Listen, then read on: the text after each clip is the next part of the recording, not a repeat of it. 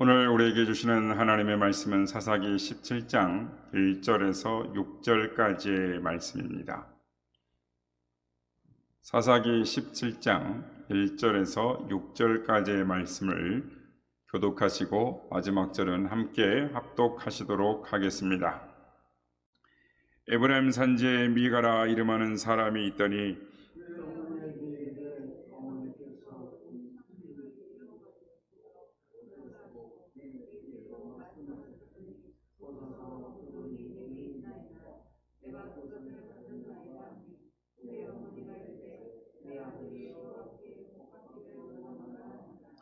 미가가 은 1,100을 그의 어머니에게 도로 주매 그의 어머니가 이르되 내가 내 아들을 위하여 한 신상을 새기며 한 신상을 부어 만들기 위해 내 손에서 이 은을 여호와께 거룩히 드리노라. 그러므로 내가 이제 이 은을 내게 도로 주리라.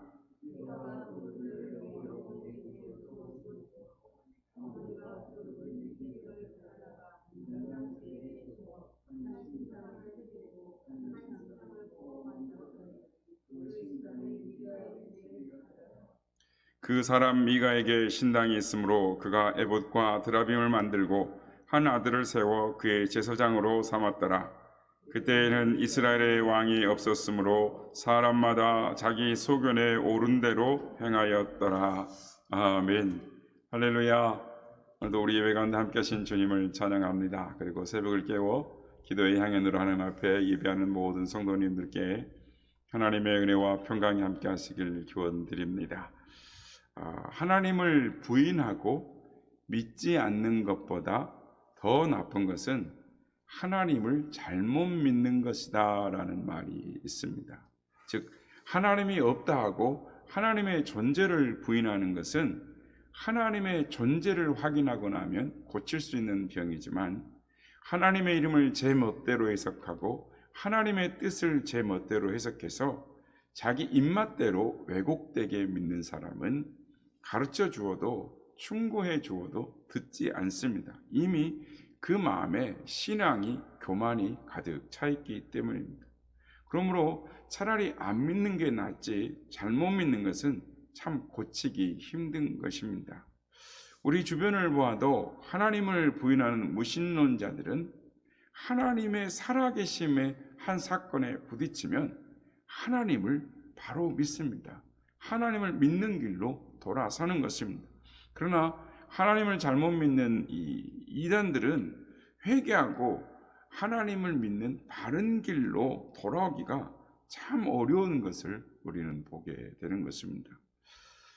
오늘 본문은 이 삼손 이후에 이스라엘 사람들의 삶이 그런 삶으로 들어서게 되었다라는 것입니다.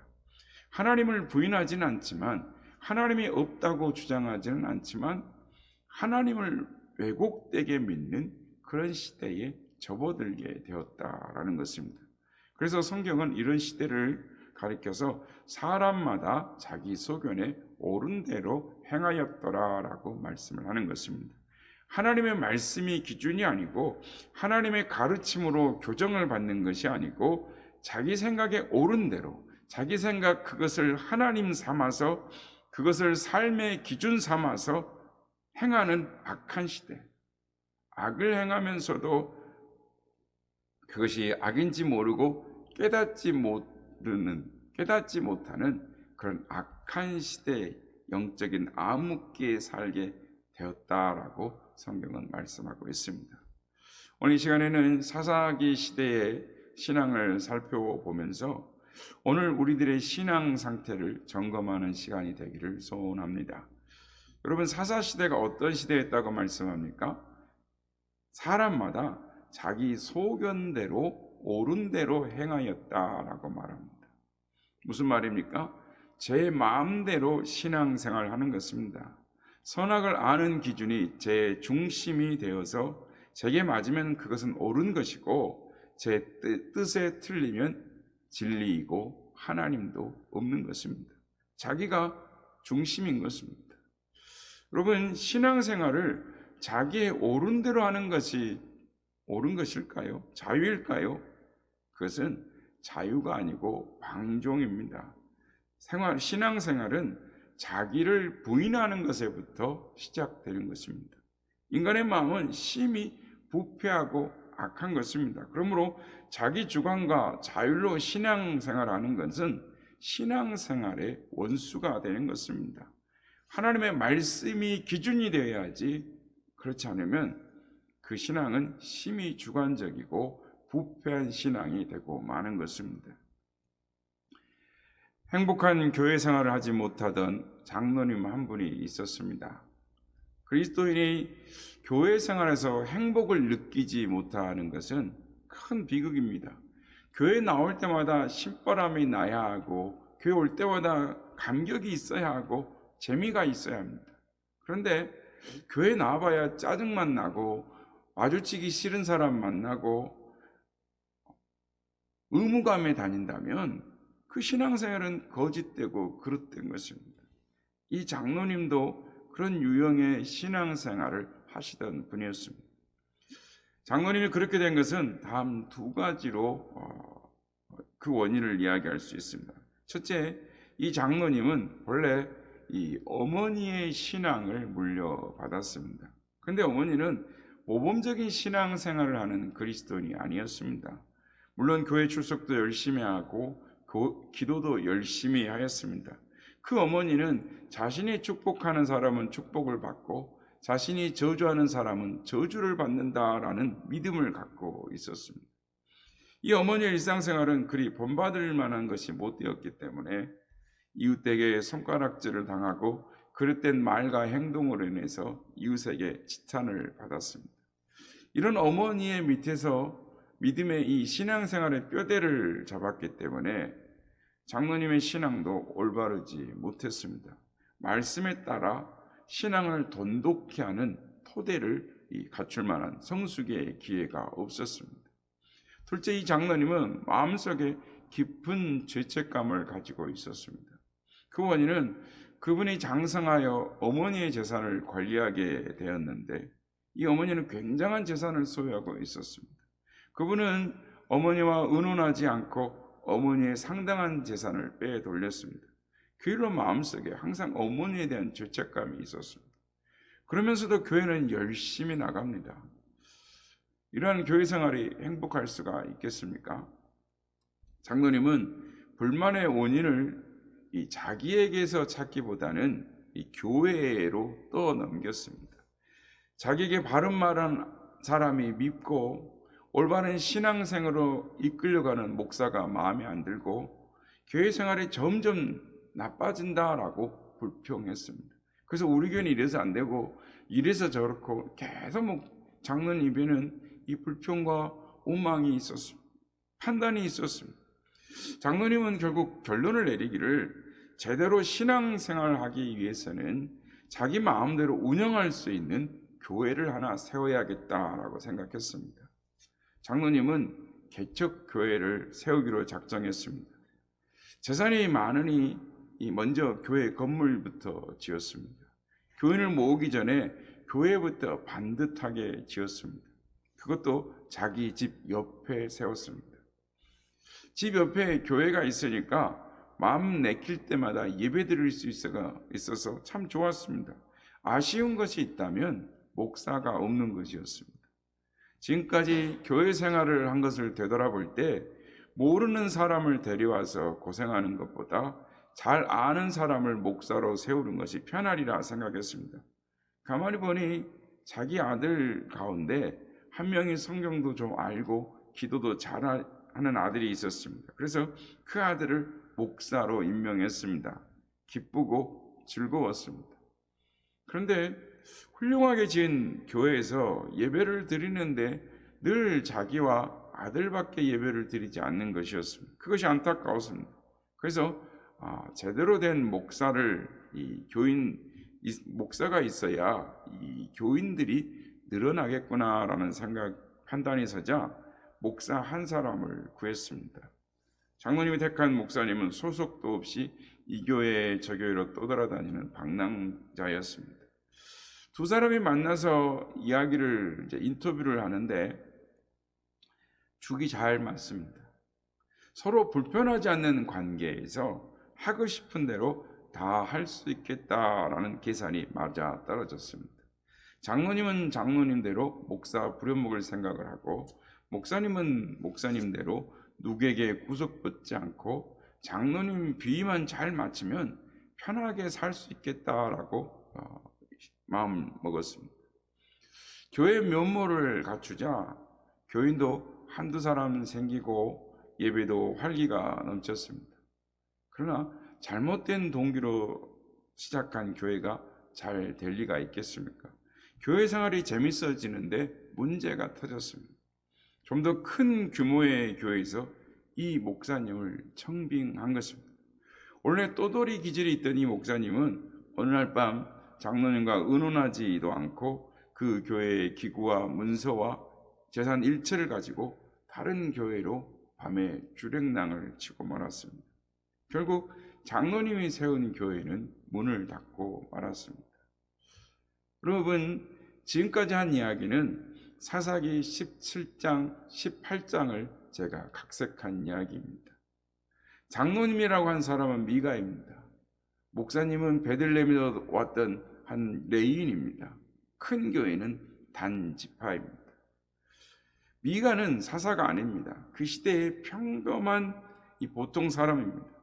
사사기의 저자는 그 시대를 평범한 신앙인을 통해서 그 시대의 사람들의 의식 구조를 반영하고 있습니다.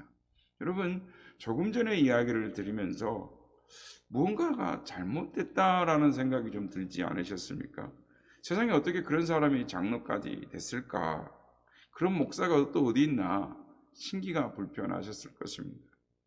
이 시간에 말씀을 묵상하면서 미가가 추구했던 신앙생활, 미가가 추구했던 종교와 오늘날의 종교인들의 모습을 비교해 보시길 바랍니다. 그리고 그 안에 숨겨진 우리 자신의 신앙을 반성하는 우리가 되었으면 합니다. 여러분, 오늘날의 종교를 실용주의 종교다라고 합니다. 실용주의의 1차적인 관심은 진리가 무엇인가에 있지 않습니다. 옳은 것, 그른 것을 따지지 않습니다. 실용주의의 최대 관심사는 그것이 얼마나 나에게 유익이 있는가인 것입니다. 언급했던 장로님은 교회를 자기 집 앞마당에 짓는 것이 하나님 앞에 정당한가 고민하지 않았습니다. 아들을 목사로 세우는 일이 정당한지도 생각하지 않았습니다. 하나님의 뜻을 추구하려는 것이 아니라 하나님 마음의 뜻대로 하려고 하는 것이 아니라 오로지 나 편한 대로 행하는 것이 전부였습니다. 오늘 보면 5절 말씀입니다. 그 사람 미가에게 신당이 있으므로 라고 말씀합니다. 신당을 교회로 바꾸어서 읽을 수 있습니다. 미가와 그의 어머니는 신당에서 하나님께 예배드렸습니다. 신당에 드라빔이라는 신을 만들어 놓은 것을 봐서 다른 신을 예배할 수도 있었겠지만 일단 어쨌든 그들은 하나님을 예배하리라는 생각을 품고 있었습니다. 그런데 그 당시 하나님이 지정하신 예배의 장소가 있었습니다. 사사기 18장 31절, 그러니까 18장 마지막 절을 보면 하나님의 집이 실로에 있을 동안에 미가가 지은 바 새긴 신상이 단 자손에게 있었더라라고 말씀합니다. 하나님의 집은 그 당시에 실로에 있었습니다.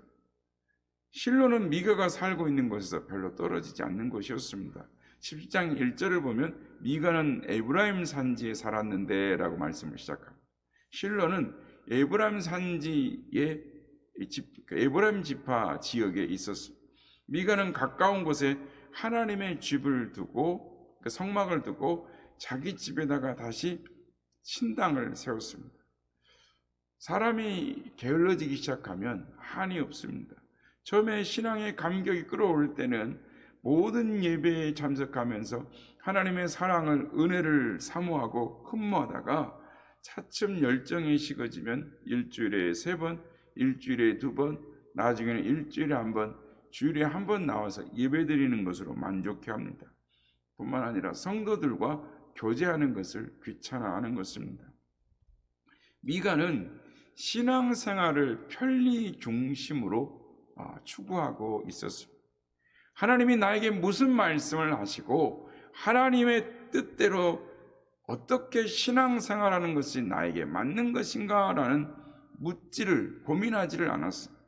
자신에게 편리하고 유익한 것만 염두에 두었던 것입니다. 자본주의 사회에 깊이 뿌리를 받고 있는 철학은 실용주의 철학입니다. 자본주의와 실용주의가 일맥상통하는 이유는 그 근본에 개인의 이기심이 자리 잡고 있기 때문입니다. 미가가 비뚤어진 신앙생활을 하게 된 것은 가장 중요한 동기는 결국 이기심 때문이었습니다.